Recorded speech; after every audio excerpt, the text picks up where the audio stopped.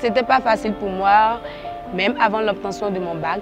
Les parents ne voulaient pas, certains amis, surtout mon père, ne voulaient pas que je fasse cette filière. Nadiat, aujourd'hui étudiante, depuis son bas âge, est passionnée de technologie dans toutes ses ramifications. Mais son père s'y oppose. Vu l'impact des parents, j'ai finalement décidé de m'inscrire dans une filière d'enseignant, c'est la physique-chimie, comme le voulait mon père, dans l'espoir qu'à la fin, je puisse migrer vers les innovations technologiques et bien même si possible, faire l'intelligence artificielle. Depuis plusieurs décennies, la technologie connaît une avancée incroyable dont les avantages viennent renforcer et même remplacer l'effort humain. Parti de l'invention des appareils miniaturisés, l'homme est parvenu aujourd'hui à l'intelligence artificielle. L'intelligence artificielle, c'est un processus d'imitation de la pensée humaine. C'est un ensemble de théories qui va permettre de créer des machines en vue de réaliser des tâches qui sont réalisables par des hommes.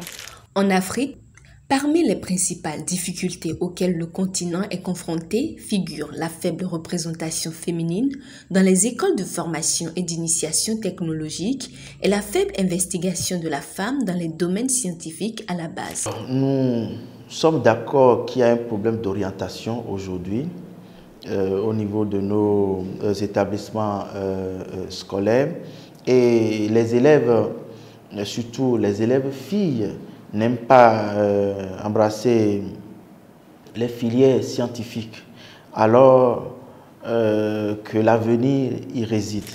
Qu'est-ce qui constitue véritablement les raisons de ces réalités? Si l'on regarde bien, on constatera que les activités ou les secteurs d'activité dans lesquels il y a beaucoup de femmes, c'est les secteurs qui sont liés un peu au rôle domestique ou au côté maternel de la femme. C'est pourquoi là où des activités pour lesquelles il est demandé ou il est nécessaire de déployer beaucoup d'énergie physique, vous verrez peut-être pas de femmes ou moins de femmes. Les activités qui ont tendance à faire ramener un peu trop de penchant, je vais dire sentimental, ne verraient pas les hommes dans ce milieu-là. Mais aujourd'hui, avec les défis de développement, la participation de la femme à tous les secteurs, à toutes les activités, à tous les domaines est importante et n'est plus à démontrer. Faire une filière technologique, ce n'est pas que reprendre l'expérience des autres, mais de plutôt y prendre appui pour innover, apporter de nouveau en améliorant, en créant et en transformant ce qui est. Aujourd'hui, on parle de la parité, d'accord? Les femmes veulent avoir la même place que les hommes. Et donc, je me dis, le secteur du TIC a besoin des femmes. Parce qu'il y a très peu de femmes dans ce domaine et tout. Et donc, aujourd'hui, je pense que les femmes auront plus de chances, même que les hommes, à se former et aller travailler dans ce domaine. Et je pense qu'en tant que femme, aujourd'hui, quand on va postuler, on a plus de chances à être retenu qu'un homme. Parce qu'on a besoin des femmes dans ce domaine. Et voilà, quand on parle de la technologie, il y a le côté design. Et les femmes, ça fait partie de nous, on a quand même ça, donc oui. Voilà la nécessité d'avoir la représentation des deux énergies, masculine et féminine, dans les innovations technologiques. À l'école de l'énergie renouvelable et système énergétique, la réalité est la même. Les quelques-unes qui parviennent à finissent avec des projets innovants. J'ai pensé à la réalisation d'une tondeuse à gazon solaire télécommandée à la maison.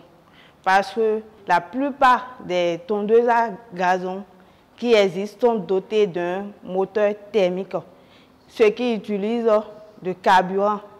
Donc, on parle toujours de la transition énergétique. Pourquoi ne pas utiliser le panneau solaire, par exemple, pour faire fonctionner ces tondeuses à gazon? Donc, c'est ce que j'ai voulu faire. C'est le cas observé auprès des étudiantes de l'Institut de formation et de recherche en informatique IFRI. Choisissant l'intelligence artificielle, j'ai pensé aux personnes handicapées. Les personnes handicapées ne peuvent pas faire certaines choses que nous pouvons faire. Alors, je pense mettre en œuvre une IA qui leur facilitera la tâche. Je pense utiliser l'ADN. Bon, ça revient de la bioinformatique, de l'ADN, pour pouvoir synthétiser des données à l'intérieur et les stocker et remplacer nos serveurs puisqu'ils prennent assez de superficie et tout, donc on n'aura plus assez de place. Donc je pense que l'ADN serait une alternative. Aux jeunes filles dont le rêve est de devenir scientifique ou d'apporter des solutions aux problèmes de notre société, la porte vous est désormais ouverte. L'environnement n'attend que vous. Au-delà du technique, on a un rôle à jouer, étant donné qu'on aime, une fois encore, hein, tout ce qui est beau, tout ce qui est concret, tout ce qui est précis, ben, notre place est là-bas. Parce que je pense que pour ma part, les hommes sont moins précis que nous les femmes. Et donc, on a plus notre place là-bas que les hommes. Donc, aux femmes, allez-y, essayez. Nous devons aussi montrer aux hommes que nous sommes capables de beaucoup de choses. Et nous devons ne pas écouter les préjugés. Parce que les préjugés nous empêchent de réaliser nos rêves.